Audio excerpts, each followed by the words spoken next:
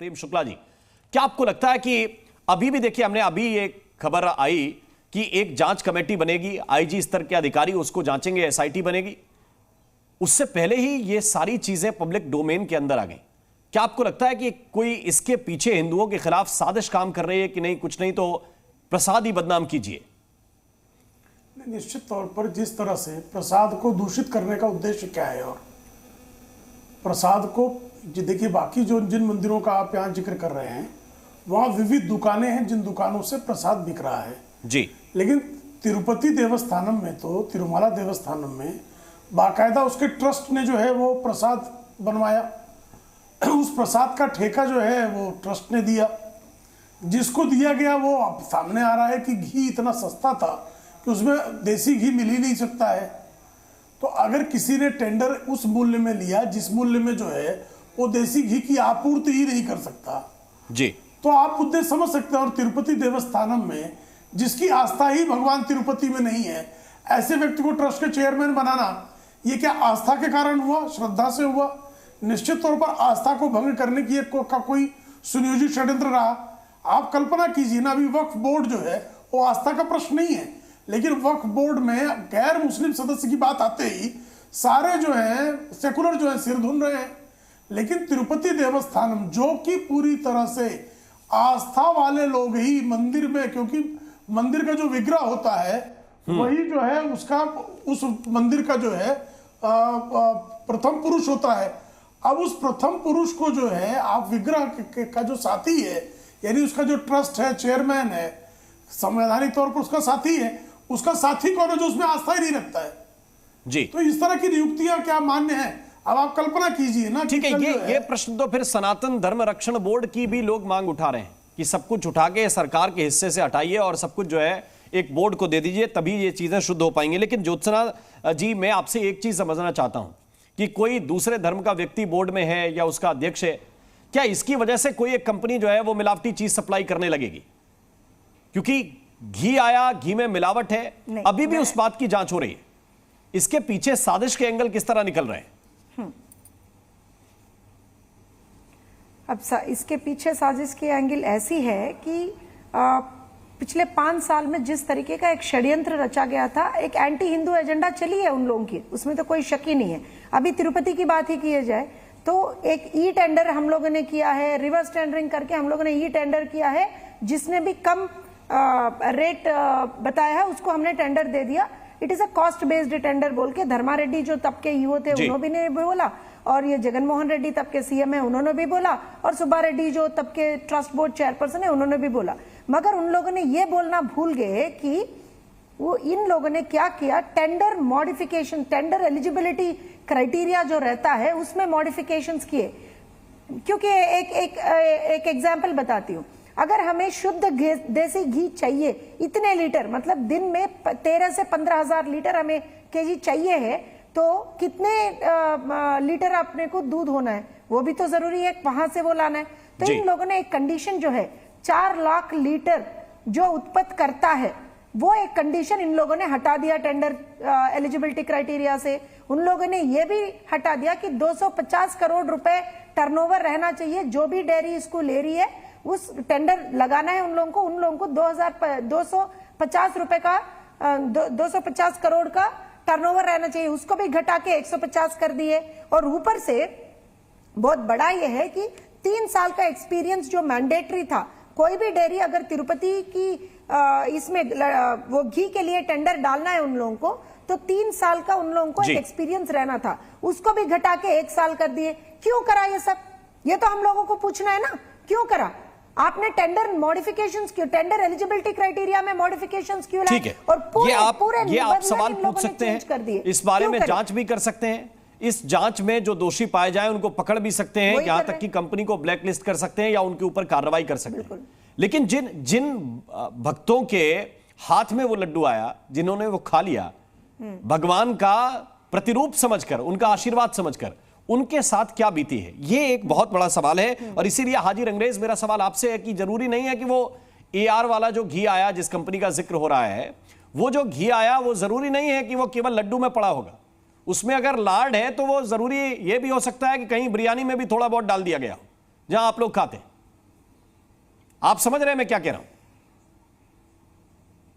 मैं समझ रहा हूँ। इस तरीके की बातें करना और इस पर डिबेट होना, मेरे को तो बड़ा वो हो रहा, कई दिन से इस पर डिबेट हो रही है।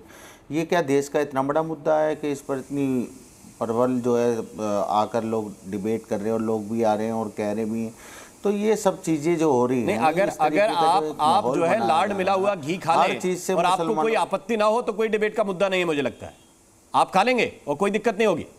नहीं, अगर किसी ने ऐसा किया है तो उसके खिलाफ आप कानून के तहत उसको कार्रवाई कराइए। इस पर चर्चा करने की क्या बात है? और ऐसे जो लोग हैं, किसी मुसलमान को सुअर की चर्बी वाला घी खिला दीजिए, इस पर चर्चा का विषय नहीं है। ये हाजी रंगरेज कह रहे हैं। अरे सर, मैं क्या कह रहा हूं सर, आप सुन ही नहीं रहे। हाँ, मैं सुन रहा हूं ना, बताइए। अरे जिसने किया है सर, उसको मैं कह रहा हूं उसको सजा मिलनी चाहिए, उनके खिलाफ कानूनी कार्रवाई होनी चाहिए। मगर ये बात बार बार ये किससे जोड़ के दिखाया जा रहा है? हर चीज का विलन मुसलमान को बताया जाता। अब इसमें मुसलमान कहां से आ गया? मुसलमान, हिंदू, मुसलमान, ये तो भाई ये तो मंदिर के प्रसाद की बात है। ये तो बात आई नहीं राम मोहन जी। इसमें मुसलमान कहां से आ गया? दो प्रवक्ता मेरे सामने बोल के गए, किसी ने मुस्लिम का जिक्र नहीं किया। मैं तो सिर्फ ये कह रहा हूं कि वो जो घी आया, जरूरी नहीं कि सप्लाई अकेला मंदिर में हुआ हो। मुफ्ती मंजूर जियाई साहब, क्या इस बात पे चर्चा बेमानी है कि किसी को आप बीफ की चर्बी वाला घी खिला रहे हैं, किसी को सुअर की चर्बी वाला घी खिला रहे हैं और केवल कार्रवाई से बात रुक जाएगी? जियाई साहब। शर्मा जी, ये बहुत ही चिंताजनक बात है और इस पर डिबेट होनी चाहिए, क्योंकि ये श्रद्धालुओं के दिलों से जुड़ा हुआ मसला है, उनके सेंटिमेंट का मसला है और पूरे देश के हिंदू भाइयों के दिलों से जुड़ा हुआ मसला है। और मैं समझता हूँ इस किस्म की जिन लोगों ने हरकतें की हैं या इस पे जो भी दोषी पाए जाते हैं, ऐसे लोगों के खिलाफ सख्त कार्रवाइयां इसलिए होनी चाहिए कि किसी के आप सेंटिमेंट के साथ खेल रहे हैं। ये एक ऐसी पवित्र जगह है जहां से दुनिया भर के श्रद्धालु वहां पर आते हैं। उन श्रद्धालुओं के दिलों के साथ खेलना, उनके आत्माओं के साथ खेलना, उनकी फिक्र, उनकी सोच के साथ खेलना है। और इस किस्म की कार्रवाई करने वालों पर, ऐसे किस्म के काम करने वालों पर, कार्य करने वालों पर बड़ी कार्रवाई की मांग मैं मुफ्ती मंजूर जियाई करता हूं और इस बात पर उम्मीद जताता हूं कि ऐसा कोई भी काम नहीं होगा जिससे किसी श्रद्धालु का दिल दुख सके। ये तो दिल दुखने वाला मसला है, क्योंकि लोग बड़े अरमान के साथ, बड़े चाव के साथ, बड़ी मोहब्बतों के साथ अपने तमाम चीजों के अरमान लिए वहां पर पहुंचते हैं और उस अरमान का जब खून होगा तो यकीनन ये बहुत बड़ा दिल दुखाने वाला मसला देश में हुआ है और इस पर कार्रवाई होनी चाहिए। इसलिए भी कार्रवाई होनी चाहिए कि वो कौन लोग हैं जो दिलों के सेंटिमेंट के साथ खेल रहे हैं, वो कौन लोग हैं जो हमारे हिंदू भाइयों की आस्थाओं के साथ खेल रहे हैं। ये तो आस्थाओं के साथ खिलवाड़ हो रहा है और ऐसे खिलवाड़ के खिलाफ हम लोगों को खड़ा होना चाहिए।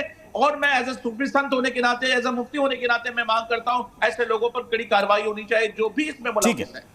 अब प्रेम शुक्ला जी, क्या टीडीपी इस मामले को लेकर बहुत तेज आगे, मतलब जिसको कहिए कि रफ्तार के साथ आगे बढ़ गई है? क्योंकि अभी केंद्रीय स्वास्थ्य मंत्री ने भी कहा है कि भाई वो रिपोर्ट हमारे साथ साझा कीजिए, इस मामले में जांच होगी।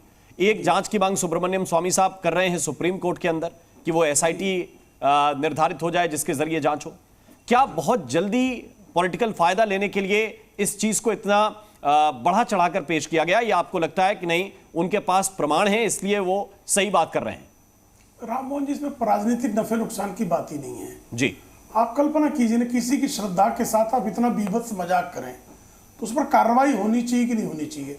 उसके खिलाफ आवाज उठनी चाहिए कि नहीं उठनी चाहिए जी। और ऐसे लोगों की जो है सार्वजनिक तौर पर मलामत होनी चाहिए कि नहीं होनी चाहिए जो ऐसी हरकतें कर रहे हैं? आप कल्पना कीजिए ना, आपने एक प्रश्न जो हाजी रंगरेज से पूछा, आप कल्पना कीजिए ये हरकत वहां हो गई होती तो अब तक सर तन से जुदा के नारे लग गए होते और शायद सर तन जुदा हो भी गया होता कुछ लोगों का।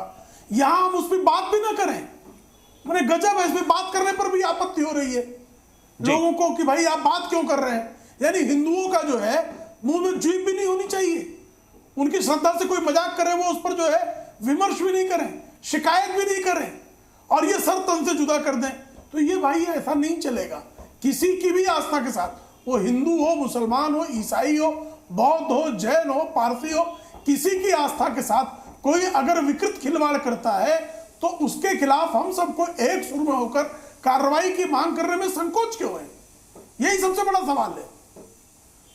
हाजी रंगरेज जी, आपको अब भी लगता है डिबेट नहीं होनी चाहिए विषय? बार बार कह रहा हूं, अभी आपके मोहन जी जी। देखिए, मैंने क्या कहा शुरू में, मैंने कहा कि ऐसे जो लोग हैं उनके खिलाफ कानून को कार्रवाई करनी चाहिए और सख्त कार्रवाई करनी चाहिए, और उसका लाइसेंस जो है वो भी रद्द होना चाहिए। तो हम तो कह रहे हैं भाई साहब, आप हमें ज़्यादा, आप जो है रोज़ आप हमें आईना दिखाते हैं, रोज़ हमारे मुंह से बोलो, मगर ये देश के मुद्दे नहीं हो सकते। देश के मुद्दे पर तो ध्यान जो है वो भटकाने का काम जो भाजपा करती आ रही है, वो चाहती नहीं देश के मुद्दों पे बात हो, महंगाई बेरोजगारी पे बात हो, किसानों की बात हो, युवाओं की बात हो। वो चाहते हैं इस तरीके का कोई प्रपोजल लाएं और उन पर बात शुरू कर दे। जहां जहां विपक्ष की पार्टियां हैं या कहीं जहां इनकी सरकार नहीं है वहां पर ये इस तरीके का माहौल बनाए।